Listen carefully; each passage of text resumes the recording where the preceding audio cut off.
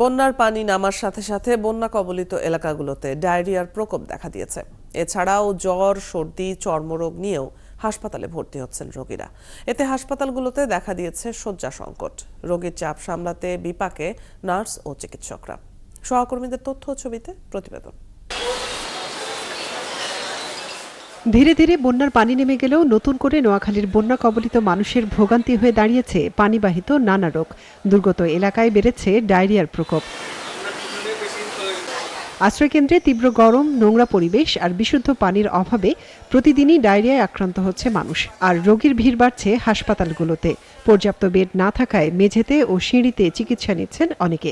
আমরা তা ছিলাম মান্দাসাতে ছিলাম উনাই মুড়ি হয় নিয়ন্ত্রণ ডায়রিয়া শুরু হয়েছে, দস্তা হয়েছে, বমি হয়েছে। ভর্তি করেছি কিন্তু আমি কোনো ডাক্তারে পাই নাই। শরীর সমস্ত পাতলা পায়খানা, জ্বরে মানে কোনো ডাক্তার না ঢুকতে না, যে 3টা দিন মানে এখানে পড়ে রয়েছে। নোয়াখালীর 250 শয্যার সরকারি জেনারেল হাসপাতালে শুধু শনিবারই ভর্তি হয়েছেন 123 জন, যাদের বেশিরভাগই শিশু।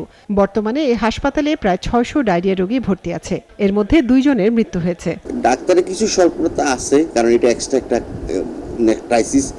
তো এর চেয়ে আমাদের ওষুধের আমি তেমন স্বল্পতা দেখি না, কারণ আমরা স্বাস্থ্য দপ্তর থেকে আমাদের ডিভিশনাল ডাইরেক্টর স্যার থেকে আমরা নিয়মিত ওষুধ পাচ্ছি। ফেনী সদর হাসপাতালের চিত্রও একই রকম। প্রতিদিনই ডায়রিয়ায় আক্রান্ত হয়ে দুর্গত এলাকার রোগীরা আসছেন।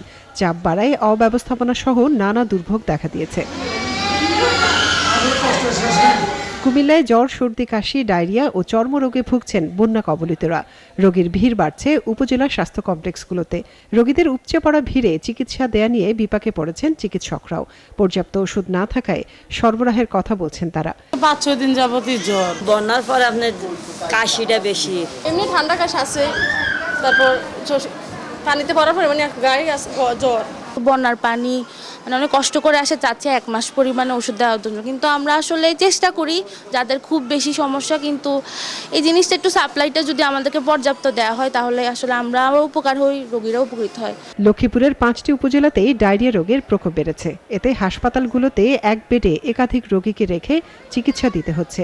দেখা দিয়েছে ওষুধের তীব্র সংকট। সিভিল সার্জন জানিয়েছেন, গেল 12 দিনে কমপক্ষে 1,500 ডায়রিয়া রোগী বিভিন্ন হাসপাতালে চিকিৎসা নিয়েছেন।